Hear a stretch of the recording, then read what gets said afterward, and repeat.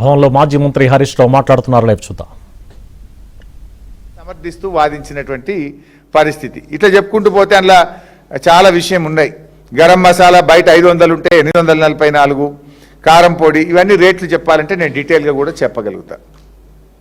ఇదే కదా చర్చ జరుగుతాయి. ఇవాళ అన్ని బయట పెడదామని పోయినాం మేము. ఇన్ డీటెయిల్డ్గా ప్రిపేర్ అయ్యి ట్రంక్ బాక్స్లో పెట్టుకొని మా ప్రవీణ్ అన్న మంచిగా బందోబస్తు పెట్టుకొని బయలుదేరినాం. కానీ మీరు మమ్మల్ని అరెస్ట్ చేసి ఆగబట్టిండ్రు. ఇప్పుడు 2000 కోట్లు టెండర్ క్లియర్ నేను చెప్పినా. రెండవది అందులో ధరలు ఎట్లా double palm oil, sunflower oil ఎట్లా పెంచిండ్రో రెండో విషయం మీ దృష్టికి తెచ్చాను. ఇక మూడో విషయానికి వద్దాం. మూడవది ఇక్కడ బట్టలకు సంబంధించి బీఆర్ఎస్ ప్రభుత్వం ఆనాటి తెలంగాణ తొలి ముఖ్యమంత్రి కేసీఆర్ గారు మన రాష్ట్రంలో చేనేత కార్మికులు బతకాలి, చేనేత కార్మికులకు జీవనోపాధి దక్కాలి అని చెప్పి ఆనాడు కేసీఆర్ గారు ఒక జీవో ఇచ్చినారు. ఇచ్చి ఏం చేసిండ్రు? ఆ జీవో కేసీఆర్ గారు 2017లో జీవో నంబర్ 6 2017లో కేసీఆర్ గారు ఇచ్చారు. ఏంటి? పోలీస్ డిపార్ట్మెంట్ కానీ, స్కూల్ ఎడ్యుకేషన్ డిపార్ట్మెంట్ కానీ, గురుకుల పాఠశాలలు కానీ ఎక్కడ ఎవరికి బట్టలు అవసరం ఉన్నా మీరు టెస్కోకే ఆర్డర్లు ఇవ్వండి, సో దట్ చేనేత కార్మికులు బతకాలి. This is the decision taken by BRS government.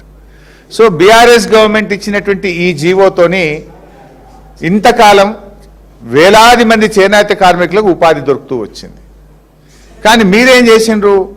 కమిషన్లకు కక్కుర్తిబడి టెస్కోకు ఆర్డర్లు ఇస్తే, చేనేత కార్మికులకు ఆర్డర్లు ఇస్తే రూపాయి మీకు దొరకదని ఇదంతా సెంట్రలైజ్డ్ చేసి మీరు ఒక పిఎంయును ఏర్పాటు చేసి టెండర్లు పిలిచిండ్రు.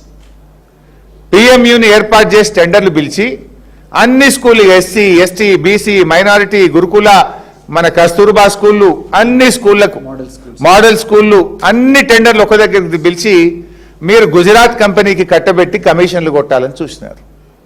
దాని మీద ఏం జరిగింది? ఇగో మార్చి 2026 నాడు 3 చేనేత సహకార సంఘాలు హైకోర్టును ఆశ్రయించినాయి. 3 చేనేత సహకార సంఘాలు ఇది మా హక్కు, మా ఉపాధి, మా బతుకు తెరువు, మీరు ఇట్లా టెండర్లు పిలిచి బడా కాంట్రాక్టర్లకు కట్టబెడితే మేము రోడ్ల మీద పడతాం, చేనేత కార్మికుల బతుకులు ఆగమైతాయని చెప్పి హైకోర్టుకు పోతే గౌరవనీయులు శ్రీమతి జస్టిస్ సూరపల్లి నందా గారు ఒక స్పష్టమైన ఆర్డర్ పాస్ చేసినారు. అది చదివి వినిపిస్తాను.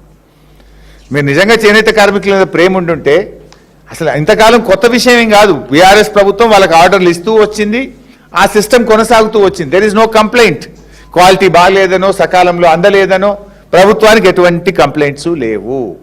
మరి సడన్గా మీరు ఈ టెస్కోను, చేనేత కార్మికుల జీవితాలను రోడ్డు మీద పడేసి టెండర్లు పిలవాల్సినటువంటి పిఎంయు పెట్టి సెంట్రలైజ్డ్ టెండర్లు పిలవాల్సిన అవసరమైంది.